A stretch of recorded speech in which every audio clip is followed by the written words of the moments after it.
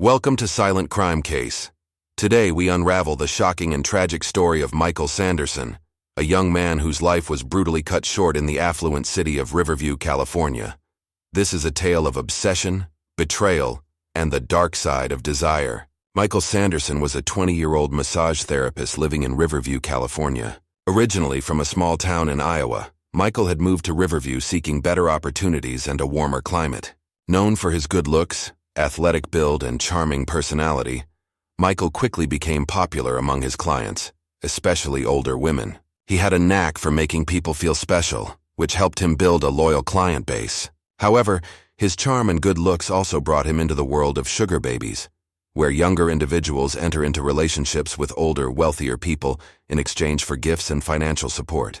Michael had several sugar mommies, but his primary one was Evelyn, a 59-year-old astrologist. While Michael enjoyed the benefits of these relationships, they also brought complications and tensions that he couldn't foresee. In the days leading up to his death, Michael was excited about his future. He had recently received a generous gift from one of his clients, an Infiniti QX60, which he proudly showed off to his friends. He was also planning a trip to Fantasy Island with some close companions, something he had been eagerly anticipating for months. His social media was filled with posts about his plans, from pictures of his new car to countdowns to his Fantasy Island trip. Despite the complexities of his life, Michael remained optimistic and full of energy.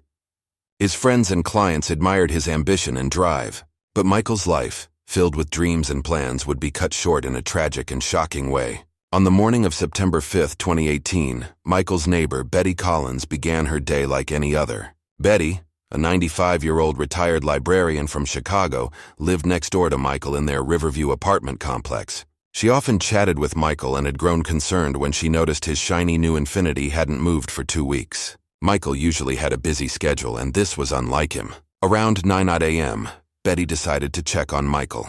She knocked on his door but got no answer. Worried, she used the spare key Michael had given her for emergencies. As soon as she opened the door, she felt something was wrong.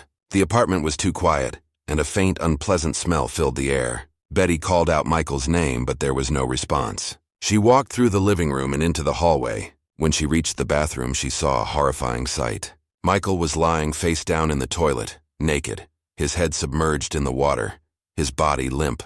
Betty screamed and backed away, her heart racing. Shaking, she ran back to her apartment and called 911, her voice trembling as she explained what she had found. "I think my neighbor is dead," she told the operator. "He's in his bathroom, and it looks like something happened to him." The 911 operator stayed on the line with Betty, trying to keep her calm until the police arrived. Betty was in shock, pacing back and forth in her apartment, glancing nervously at Michael's door. She couldn't believe what she had seen. Just a few days ago, Michael had been full of life, talking about his plans to visit Fantasy Island and showing off his new car. Within minutes, the Riverview Police Department arrived at the scene. Officers quickly secured the area and began their investigation. Betty was asked to wait outside while the police did their work. She sat on a bench, shaking, holding her head in her hands, trying to process the tragic event. News of Michael's death quickly spread through the apartment complex. Neighbors gathered outside, whispering and speculating about what had happened. The local news soon picked up the story, with reporters arriving. The apartment looked normal, but the unsettling smell hinted at something far more sinister. Detective Donovan and Officer Torres moved cautiously toward the bathroom, where Michael's body was found. The bathroom was small, with white tiles and a modern shower. Michael's naked body was slumped over the toilet, his head submerged in the water. There were no visible signs of a break-in, and nothing seemed out of place, but the scene was disturbing. Michael had been drowned, his head forced into the toilet. Bruises on his arms and neck indicated a struggle. Detective Donovan noted the position of the body and the bruising pattern, suggesting that Michael had fought back against his attacker. The bathroom itself was clean, with no blood or other obvious evidence. The police began their methodical investigation, photographing the entire apartment, collecting fingerprints, and searching for any possible clues. They found a set of kitchen knives, but none appeared to be missing. Officer Torres found Michael's phone on the kitchen counter. It was a new model, an iPhone 6s, and it might hold valuable information.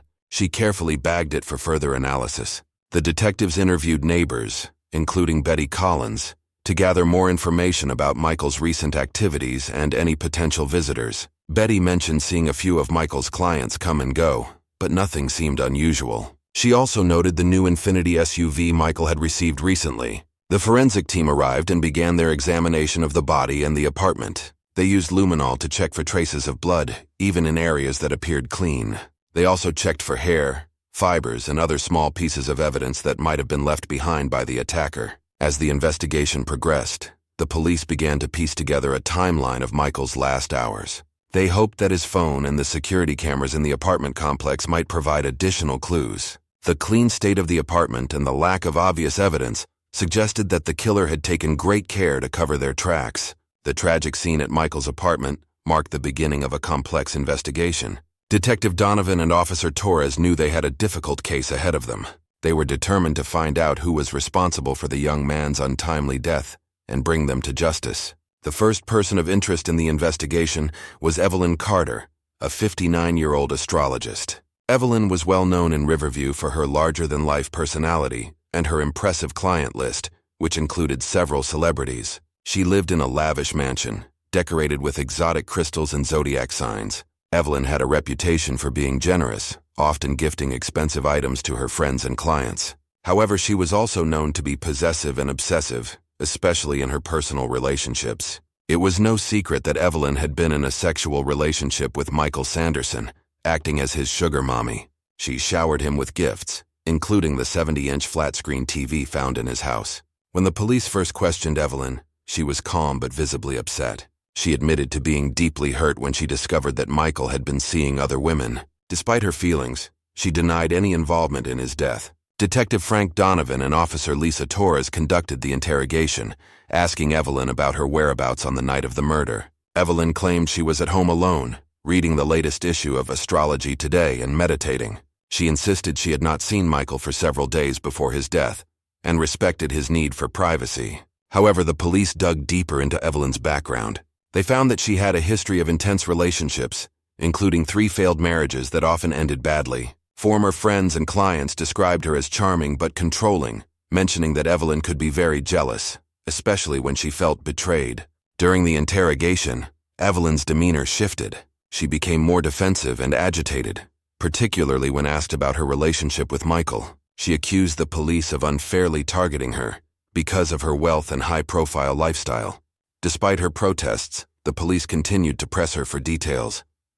They examined Evelyn's phone records and found multiple calls and text messages to Michael in the days leading up to his death. Some of the messages were affectionate, while others were increasingly aggressive and accusatory. This evidence painted a picture of a relationship that was unraveling, with Evelyn struggling to maintain control. Despite the mounting evidence and Evelyn's increasingly erratic behavior, there was no direct proof linking her to the crime scene. The police needed more concrete evidence to make an arrest. As the investigation Detective Donovan and Officer Torres led the interrogation, asking Fiona about her activities on the night Michael was killed. Fiona stated she had been at a masquerade ball at the Riverview Grande Hotel, mingling with other wealthy attendees and enjoying the evening. She provided the names of several people who could confirm her alibi, including local business owners and socialites. During the interrogation, Fiona remained composed, but her demeanor shifted when asked about Michael's other relationships. She seemed irritated and defensive, insisting she had no idea about his involvement with other women. The police found her reaction suspicious, as it hinted at possible jealousy and a motive for harming Michael. They searched Fiona's home for any evidence linking her to the crime. They found several expensive gifts she had planned to give Michael, indicating her deep investment in their relationship. In addition, they saw several large withdrawals from her bank account in the weeks leading up to Michael's death. While this alone was not incriminating, it suggested she was heavily involved in Michael's life and willing to spend significant amounts of money on him. The police also discovered a series of text messages between Fiona and Michael. The messages started flirty but became more intense, with Fiona expressing frustration over Michael's lack of commitment. Despite Fiona's cooperation and strong alibi, the police remained suspicious of her involvement. Her intense feelings for Michael and possible jealousy provided a motive, but like with Evelyn Carter, there was no direct evidence linking her to the murder. The third suspect in the investigation was David Reese, a 21-year-old who had been in a rivalry with Michael Sanderson. David was known in Riverview for being competitive and ambitious. He was also a sugar baby, catering to wealthy married couples. David was driven to be the best in his circle, always striving to outdo his peers.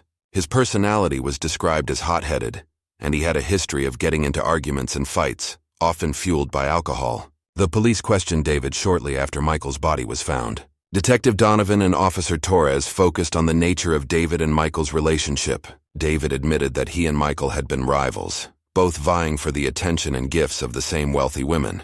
He described their relationship as tense, but insisted it was all part of the competition. On the night of Michael's death, David claimed he was at a local bar, O'Flaherty's Pub, with friends, celebrating a recent success. He provided the names of his friends who could confirm his alibi.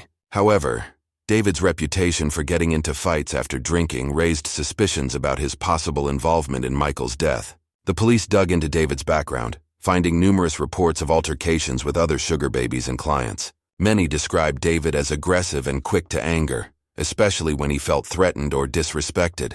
This temperament, combined with his rivalry with Michael, gave the police a potential motive for murder. During the interrogation, David initially remained calm but became defensive when asked about his whereabouts and relationship with Michael. He denied any involvement in Michael's death and accused the police of trying to pin the crime on him due to their rivalry. His agitation grew as the questioning continued, suggesting he was hiding something.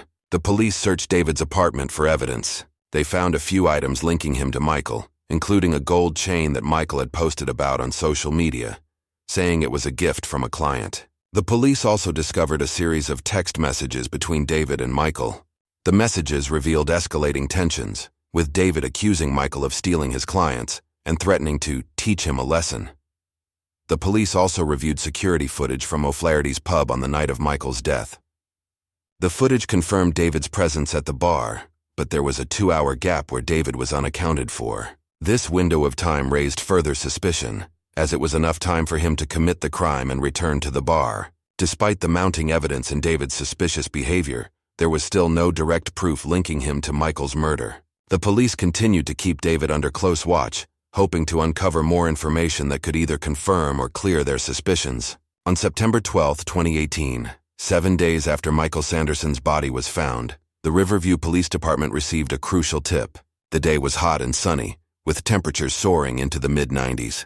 Detective Donovan and Officer Torres were at the police station when they received a call from a local pawn shop owner who had found something unusual while inventorying recently pawned items. He told the police that a gold bracelet, inscribed with the initials MS, had been pawned 2 days before Michael's death. Michael had posted a picture of this same bracelet on his social media, saying it was a gift from a client. The police immediately headed to the pawn shop located on Elm Street, a busy area filled with shops and restaurants. At the pawn shop, records showed that the bracelet had been pawned by David Reese. This new evidence painted a clearer picture of David's possible involvement in Michael's murder. With the bracelet, the threatening text messages, and the suspicious gap in David's alibi, the police felt they had enough to proceed. Detective Donovan and Officer Torres presented their findings to the district attorney, who agreed that the evidence was compelling.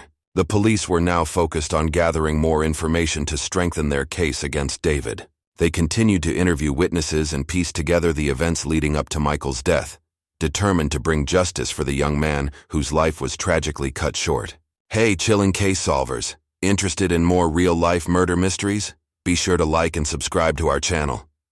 Have any thoughts about this case or a case of your own you'd like us to investigate? Leave us a comment. Stay safe, chilling case solvers.